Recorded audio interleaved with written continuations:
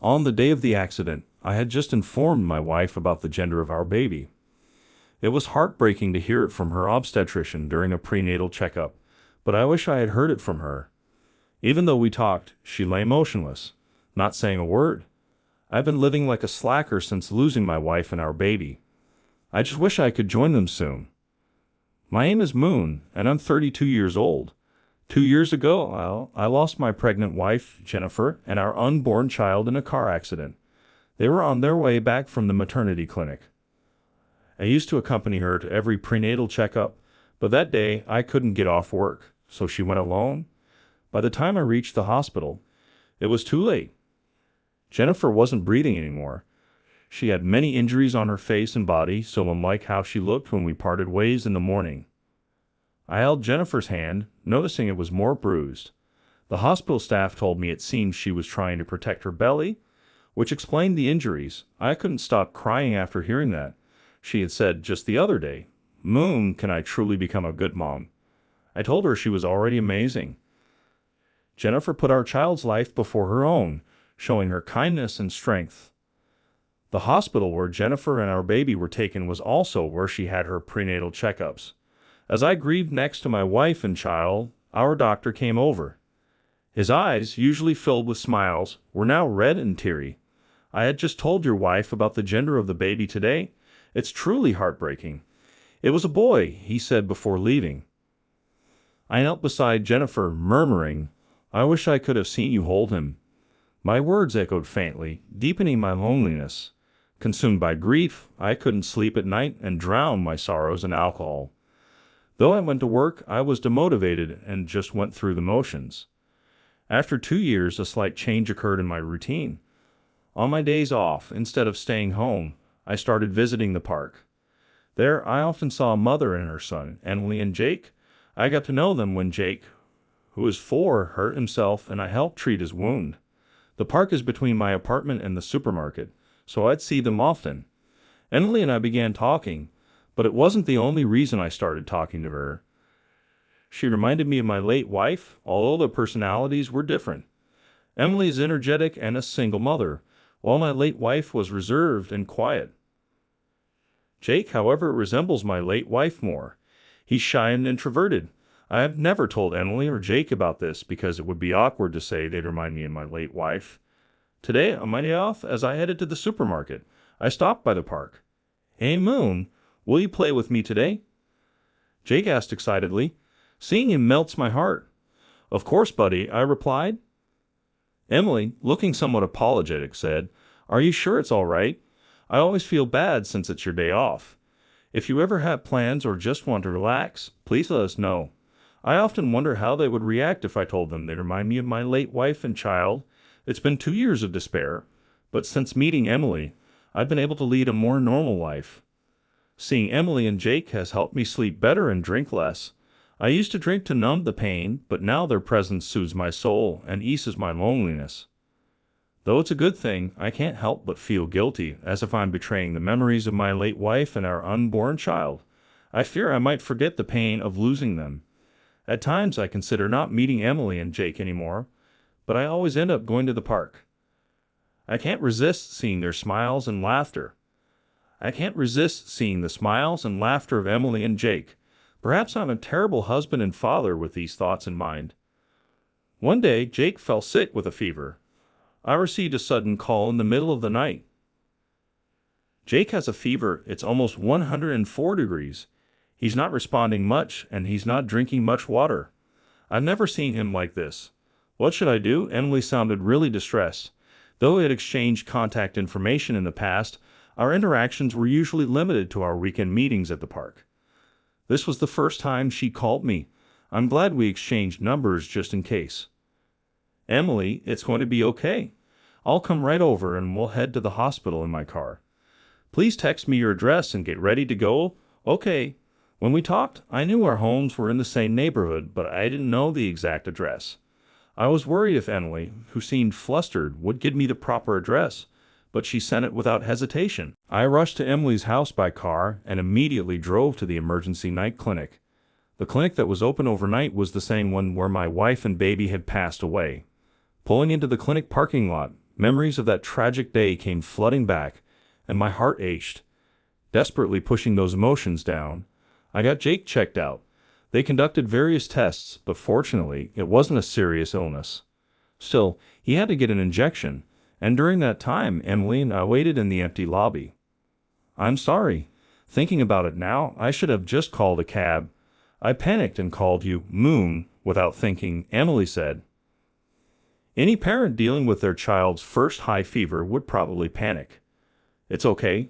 A single parent, no car, and a child with a high fever is enough to make anyone panic. I'm glad I was able to get there. Emily, who was looking pale earlier, seemed to be regaining her color, which was a relief. I wondered if I'd be rushing to the hospital like this if my child was still alive. As I thought about that, I recalled the conversation between the doctor and Emily. Emily, it is Jake's birthday on April 20th. Caught off guard by my question, Emily looked surprised. Yes, it is. Why do you ask? I struggled to find the words. To me, April 20th is a special day. My child was still in my wife's womb when they both were tragically taken from me in an accident. The due date was April 20th. Even if the baby might not have been born on that exact day, I've always thought of April 20th as his birthday, so it just hit me that it's the same. I had vaguely mentioned losing my wife and child, but never spoke of the accident or that our baby hadn't been born yet. That must have been so hard for you, she replied. As a mother herself, maybe she understood how I felt. Emily looked deeply saddened. Actually, my late wife looked a lot like you and Jake. I felt nostalgic every time I saw you too. I'm sorry. This must be awkward for you to hear. It surprised me to share such a personal story. I hadn't spoken about this to anyone in the 2 years since their passing. Even with my late wife's parents, I had never shared memories. It seems I haven't fully come to terms with the loss. Maybe Emily has unknowingly become someone special to me. That's probably why I inadvertently showed her this vulnerable side of me. I feel comfortable around her, and that scares me. I want to hold on to the pain and loss of my wife and child. I can't be the only one to find happiness and move on. While lost in thought, Emily looked deeply into my eyes. Can I know your wife's name? Her name was Jennifer. She was so kind and attentive to even the smallest changes in others. I had hoped our unborn child would be like her. Images of my late wife flashed in my mind. Quickly, I took out some money from my wallet and placed it on the lobby couch. Please take a cab home with this. I need to go now. Sorry, I don't want our time together with you and Jake to be my place of comfort. I want to live quietly, always cherishing the memory of my wife and child. Without waiting for her reply, I turned away and started walking. I thought I should distance myself from Emily and Jake, but suddenly she embraced me from behind.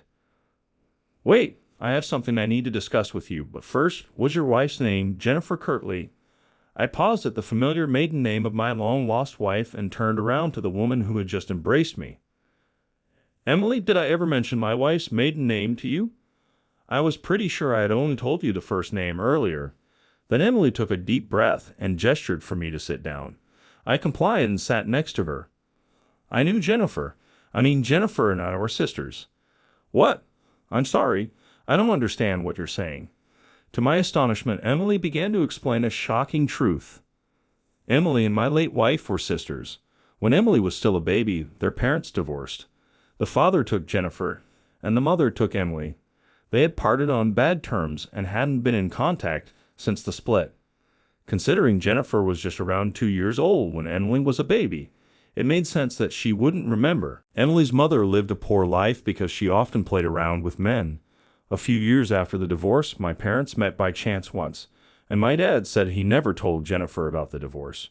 She believed that the woman my dad dated after the divorce was her real mother, so he had no intention of letting her know about my mom and me. Jennifer's parents are still alive, but I never heard such a story from Jennifer or my in-laws. My in-laws are relatively well off, and the family got along really well. The fact that Jennifer was not related to her mother-in-law by blood was something she intended to take to her grave. My voice trembled as I processed the shocking revelation. Emily, did you know that Jennifer's husband is me? No, I thought I was an only child. I was told my dad passed away. About 6 months ago, my mom passed away from an illness. Before she died, she told me about my father and sister. Just before Emily's mom passed away, Emily had divorced Jake's dad. The reason was Jake's dad's violence. I could have endured it if it was just me, but when he started hitting Jake, I realized I couldn't go on like this. With no mother and now no husband, I felt lonely and insecure, wondering if I could raise Jake on my own. So I thought of coming to this place where my dad and sister had lived. Even without meeting them, just knowing that her father and sister lived in this place, perhaps in a town like Nebraska, might have provided some solace to Emily. Out of curiosity, I confirmed the name of Emily's father, and sure enough, it matched my father-in-law's name. Indeed, Emily and my late wife Jennifer were sisters. It kind of makes sense now that you and Jake look like Jennifer. Jake's birthday and the expected birth date of the baby Jennifer was carrying were the same. I know it's a coincidence, but I feel a connection, I said, recalling Jennifer's smiling face. Yes, but Jennifer grew up in a happy family and married you, while I lived a hard life being oppressed by my husband. Now, even my sister isn't in this world anymore. Maybe I'm destined to be alone. I reached out to embrace Emily, but withdrew my hand. I told myself that I shouldn't be happy with someone else so that I wouldn't forget my wife and child.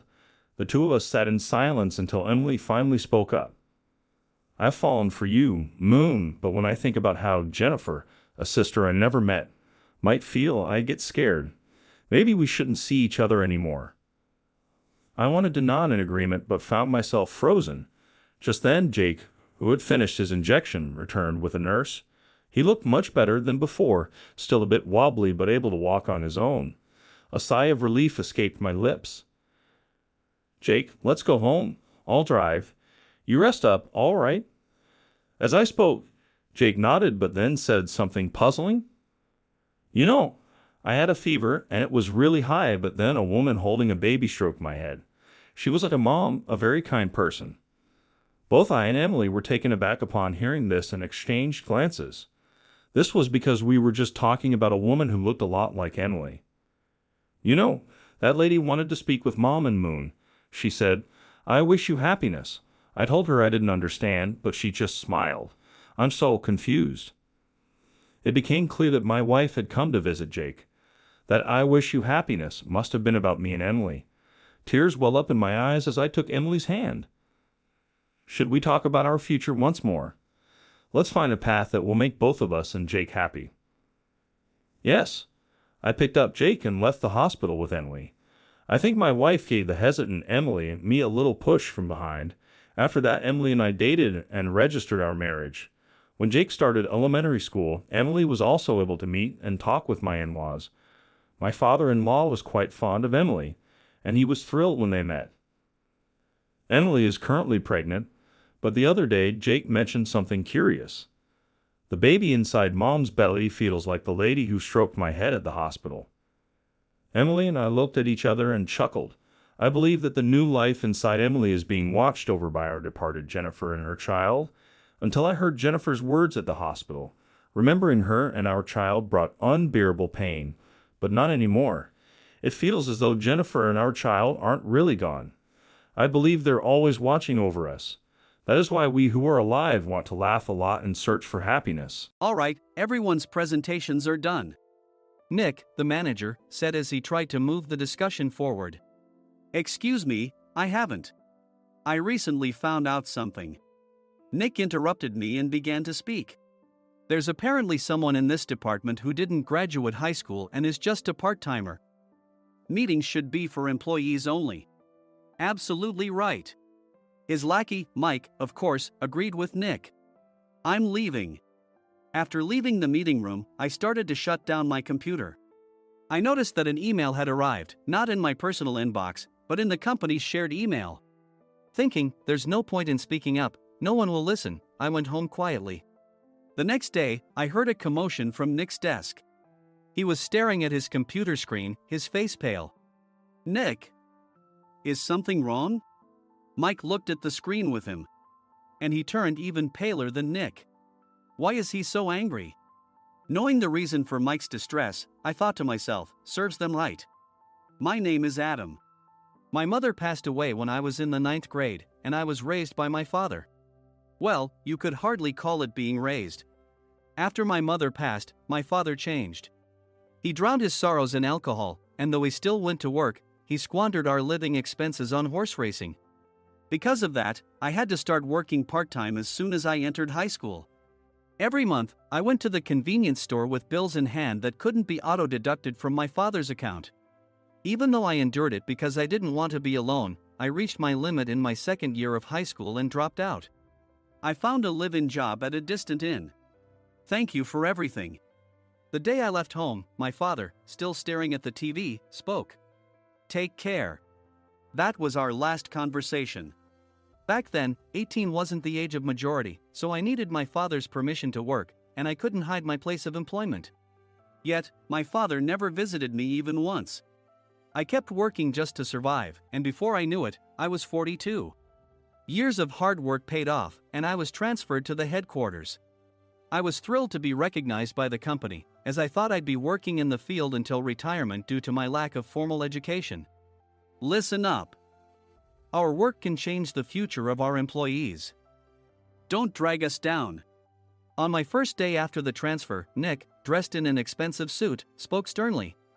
There was a reason for this.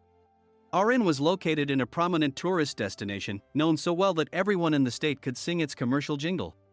At its peak, we had 5 locations within the state. But that was long ago. Due to financial difficulties and aging facilities, only the place where I had worked for many years and the original establishment remained. I was prepared to lose my job anytime, but now there was a glimmer of hope. With the rise of social media, the tourist area where the inn was located started gaining attention again. Depending on how hard the sales department, where I was transferred, worked, we could either thrive or be forced to give up this prime location to the new hotel chains continuously popping up. For Nick, who had switched careers from another industry to strengthen our sales, this was a battle he couldn't afford to lose. I understood why he had to be strict. I will do my best. Nick sneered at my enthusiastic declaration. Did you not hear what I said? I'm sorry. I thought I was listening carefully. Out of habit from years of customer service, I apologized reflexively, though I had no idea what had offended him. Someone was watching me with a smirk. In this department, there are those who are expected to excel and those who have been shoved here because they have nowhere else to go. You are the latter. It was Mike, the section chief. He's 7 years younger, at 35. But he was called to headquarters much earlier than I was and had been moving around within the headquarters ever since. I'm not jealous, but I can't accept that he's my boss. Graduating from a prestigious university, he has an unusually high pride and caused many problems as a newbie, making things very difficult for me when I was the front desk leader. When I found out Mike was transferred to the sales department a month before me, I was disheartened. Mike is right. With just a middle school diploma, there's not much you can do. Don't even think about achieving results. As if I didn't exist, Nick remarked, I'm thirsty. Mike eagerly ran to the coffee maker. It seems Mike is Nick's lackey. I regretted being happy about my transfer to headquarters, wishing I had stayed on site forever. Send a direct mail to every company on this list by the end of the day. Nick only assigned me tasks that even a new graduate could handle. What? There are over 1,000 companies. You want me to send to all of them by today? Yes, if you and your fellow misfits split the work, even those with nowhere else to go should finish by today. I glanced at the employees typing away expressionlessly. They were worn out from customer service, only thinking about leaving on time, or were women reassigned after having children, with zero motivation for work. Even Sam, a new graduate from the same university as Mike, who was supposed to be among the expected achievers, had no enthusiasm for the job, having joined the company wanting to do customer service. I don't care what they say, I plan to quit anytime, he said. Only Nick and Mike were highly motivated, making all the decisions between the two of them. I originally only wanted to work at the inn to survive and had no particular attachment to this job.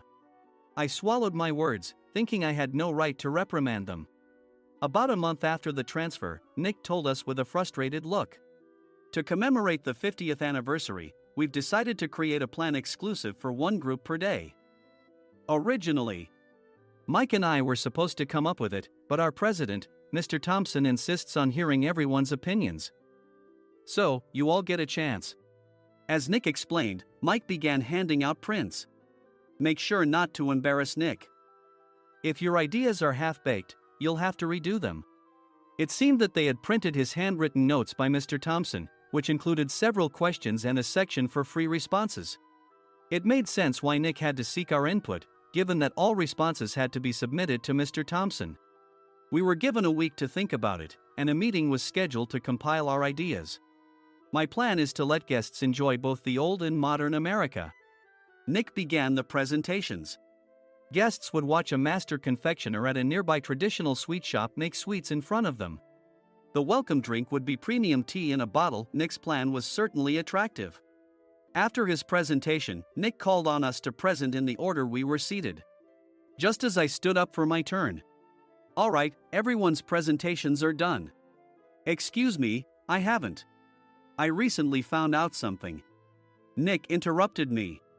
There's someone in this department who didn't graduate high school and is just a part-timer. He was likely talking about me. I joined the company as a part-timer and was made a full-time employee when I turned 20.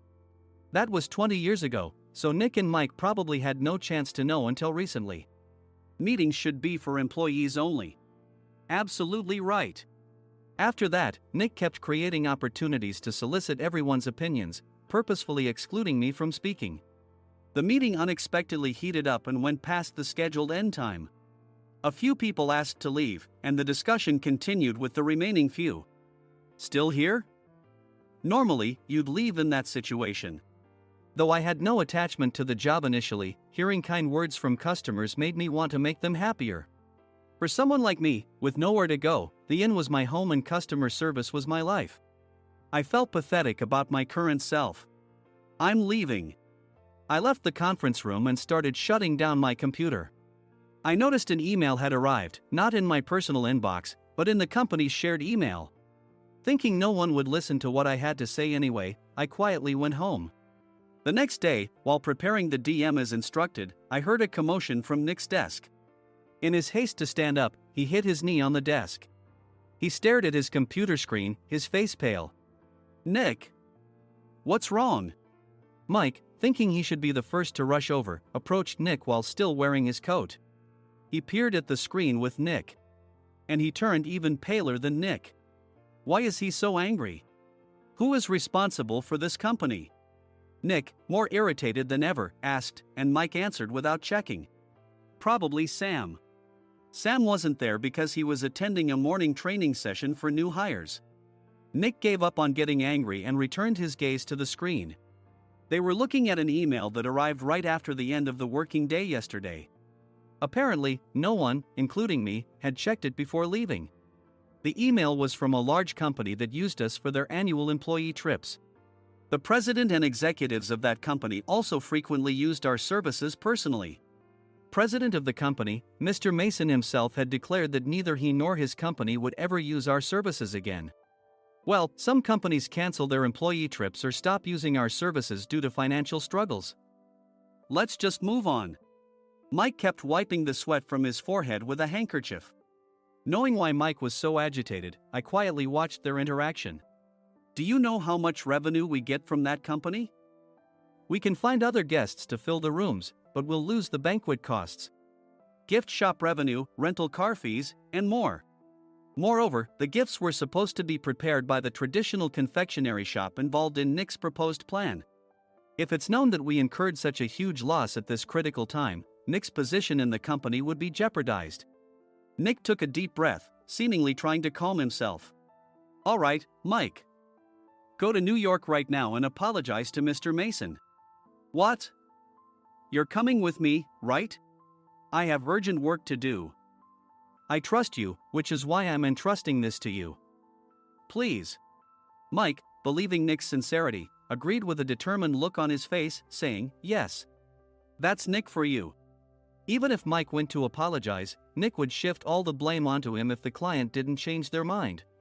Well, it was Mike's fault to begin with, so it served him right. About 3 hours later, Sam answered a call from somewhere and repeatedly apologized, saying, I'm very sorry. Everyone watched to see what was happening. After ending the call, he informed Nick with a weary tone. When Mike arrived at the client's company, he only made things worse, further infuriating Mr. Mason. He was demanding, "Get his boss here immediately." It was no wonder Sam was exhausted, dealing with such a call right after returning from training. "What is that idiot doing?" "All right, Adam, you're coming with me. If sacrificing Mike didn't work, then I must be next." Normally, I'd want to refuse at all costs, but I saw an opportunity in this situation. "If I can be of assistance, I'd be happy to join you." I immediately followed Nick, and we flew to New York. When we introduced ourselves at the reception, it became clear how serious the situation was, as the receptionist personally escorted us to the president's office. Angry voices leaked through the door, making both Nick and me uneasy. "Excuse me. I'm Nick, the supervisor. I understand my subordinate has caused you trouble, and I deeply apologize." Nick, with his experience in the corporate world, knew enough to offer an apology before excuses. However, his customer service skills left much to be desired. I sighed as I saw Mike trembling like a small dog in the corner of the room. "What kind of training are you giving your subordinates?" Mr. Mason glared at Nick with a red face. The intensity of his gaze made even Nick take a step back. Regrettably, I joined this company only 2 years ago and was unaware of Mike's issues. I should have identified his shortcomings sooner. Indeed, I should have realized sooner. No sensible person would come to apologize and then give a lengthy presentation on the drawbacks of not using therein. Nick froze, his mouth slightly open. Suspecting the worst, I picked up the documents that had fallen to the floor.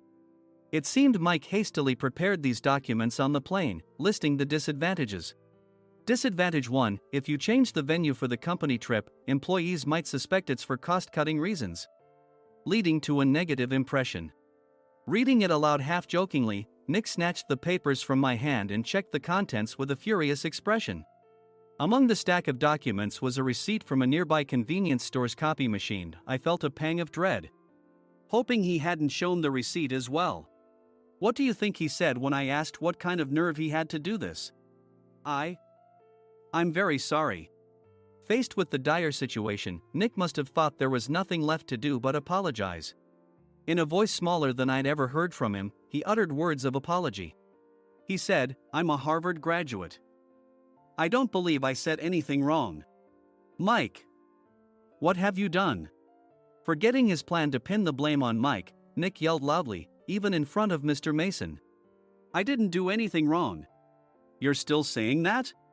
Look at him." Mike pointed at me with a shaking hand. "I was assigned to headquarters in my 20s and now I'm a section chief. This guy only made it to headquarters at 42. Everything I've done proves I was right. So why are we losing the contract?" Having said his piece, Mike collapsed to the floor. "Of course. You were sent there because you had nowhere else to go."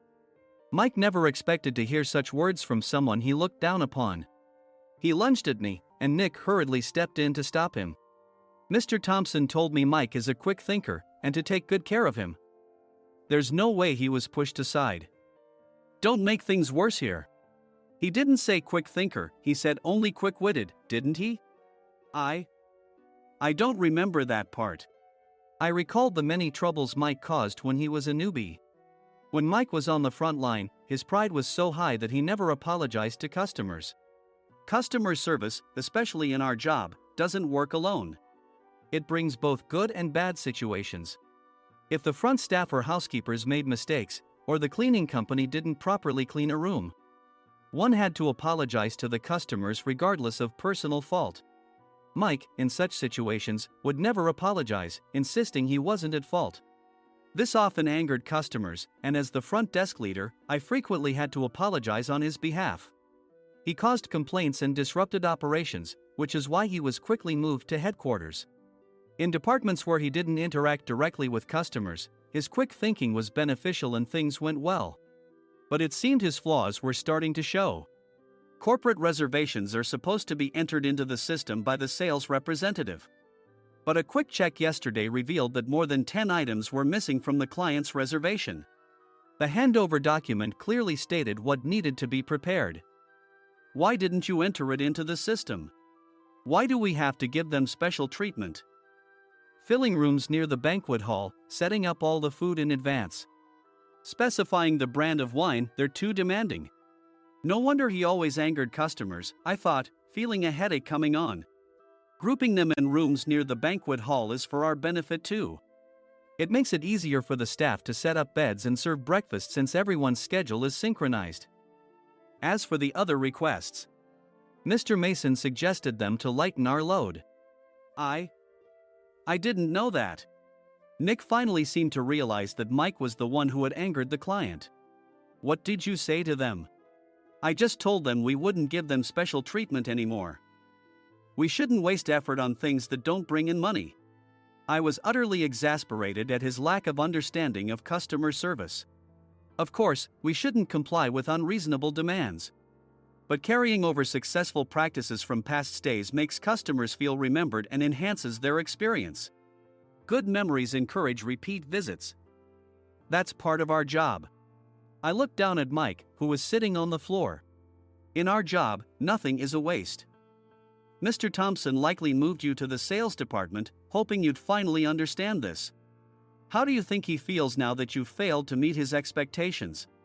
Mike, tears in his eyes, fled the president's office. I was amazed he still hadn't apologized. You have it tough, Adam. It's okay, we're all employees of the same company. I deeply apologize for this disrespectful incident. Especially after all the care you've shown us. If it weren't for you, Adam, I really would have stopped staying here. When I heard you were moving to the sales department, I was willing to reconsider if you handled it. Seeing us talk so amicably, Nick's face contorted. Do you two know each other? Adam's service is excellent. I always requested him specifically. Normally, we don't accept specific staff requests, but we made an exception for Mr. Mason, adjusting my shifts accordingly. He had personally stayed at our hotel just before my transfer, and during casual conversation, I mentioned, I'm moving to the sales department soon. If I hadn't told him then, things could have been much worse. Please continue to take care of us. I look forward to it. On the return flight, Nick awkwardly offered me a can of beer. It's still working hours. Of course, I had no intention of forgiving him for a single beer. Nick might try to pin everything on Mike and avoid any consequences. While pondering this, a startling fact came to light. Nick, the tea bottles for the plan have arrived. I handed Nick a bottle labeled with our inn's name. They look good. What are you talking about? These are plastic bottles. I had assumed we would use the trendy, high-end bottling tea. But what arrived were ordinary plastic bottles of tea with customized labels. The only unique aspect was the label, which had the inn's name, making it look customized. Upon further investigation, I discovered that a substantial amount of money was set to be paid to the tea company. It was priced like bottling tea. Does this plastic bottle really cost $100 each? The tea inside is specially blended for us. The extra cost is for that. Wouldn't it be better to use another tea company? Or is there a specific reason we must use this one? As Nick continued to make excuses, I showed him a printed email. I informed the tea company's president, Mr. Mitchell, that we discovered irregular payments and he confessed. He said you two were high school classmates and planned to split the extra money. That idiot. Why did he confess? That's not important. You should worry about yourself, this could turn into a police matter. Opening the bottle cap, I suggested. How about calming down with this tea? It supposedly has a relaxing effect. Nick drank the tea frantically. In the following days, decisions were made about their fates. Mike was reassigned to the General Affairs Department, with no chance of transfer or promotion, as per Mr. Thompson's orders. As for Nick, since the payment to the tea company hadn't yet been made, he narrowly avoided legal trouble. Instead, he was encouraged to leave the company, and to avoid further complications, Nick submitted his resignation. Rumor has it that connections between HR departments have made it difficult for him to find new employment. Even though it was good to have those two gone, something unexpected happened in the sales department. Everyone became motivated and united in refining the 50th anniversary plan. In the end, my plan was adopted. We collaborated with the Tourist Information Center to provide personalized guides. The plan, tailored to the number of guests, was truly special for the 50th anniversary. "Hey, is Adam's family coming to stay?" I immediately booked that special plan for my family. Sam noticed it on the reservation list and quickly picked up on it. "Yes, I'm inviting my father." "That's great. I might invite my parents too." I lacked the courage to face my father just as Adam. But here, with the confidence Mr. Mason praised, I felt ready. The 50th anniversary plan was a perfect opportunity to reconnect with my father. I hoped to bring back the days when we could laugh together as we once did.